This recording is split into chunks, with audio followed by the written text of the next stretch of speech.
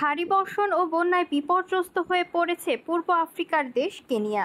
গত মার্চের মধ্যভাগের পর থেকে এখন পর্যন্ত দেশটিতে অতিবৃষ্টি বন্যায় অন্তত ৭০ জনের প্রাণ গেছে। দেশটির সরকারের একজন মুখপাত্র কথা জানিয়েছেন। কেনিয়া সহ পূর্ব আফ্রিকার দেশগুলো চরম প্রাকৃতিক দুর্যোগের মুখোমুখি হয়েছে। বিশেষজ্ঞরা এই অবস্থার জন্য জলবায়ু পরিবর্তনকে দোষ দিচ্ছেন। শুক্রবার এক এক্স বার্তায় কেনিয়া সরকারের মুখপাত্র আইজ্যাক মাউরা বলেন, বৃষ্টি বন্যায় নিহতের সংখ্যা ৭০ ছুঁয়েছে। চলতি সপ্তাহে রাজধানী নাইরোবিতে টানা বৃষ্টিতে ৩২ জনের প্রাণ গেছে। এছাড়া দেশটির রিফট ভ্যালি অঞ্চলে আরও ১৫ জনের প্রাণ গেছে। সামগ্রিক পরিস্থিতি নিয়ে শুক্রবার কেনিয়ার দুর্যোগ প্রতিক্রিয়া কমিটি বৈঠক করছে।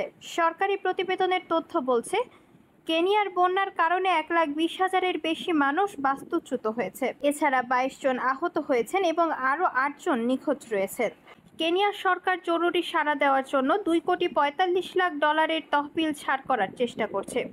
এ অর্থ দিয়ে অবকাঠামো সংস্কার, ক্ষতিগ্রস্তদের জন্য জরুরি ভিত্তিতে আবাসন তৈরি করা এবং খাদ্য সহায়তা দেওয়া হবে। দেশটির শিক্ষা বিভাগের মুখ্য সচিব বেলিও কিপসাং জানান, বন্যায় নাইরোবিতে ৬৪টি সরকারি বিদ্যালয় ক্ষতিগ্রস্ত হয়েছে। রাজধানীতে অবস্থিত সরকারি বিদ্যালয়গুলোর মধ্যে এটা প্রায় ১/৩। সরকারের পক্ষ থেকে দেশবাসীকে সতর্ক থাকার নির্দেশনা দেওয়া হয়েছে, কেননা আগামী দিনগুলোতেও কেনিয়া সহ পূর্ব আফ্রিকায় ভারী বৃষ্টির পূর্বাভাস রয়েছে।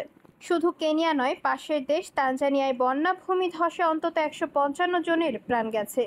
দেশটির প্রধানমন্ত্রী কাশিম মাজালিওয়া গত বৃহস্পতিবার বলেন, দুর্যোগে ২ লাখের বেশি মানুষ ক্ষতিগ্রস্ত হয়েছেন। তিনি আরও জানান, বন্যা ও ভূমিধসে বাড়ি, রাস্তাঘাট, সেতু, রেলপথ ও বিদ্যালয় ক্ষতিগ্রস্ত হয়েছে কিংবা ভেঙে পড়েছে।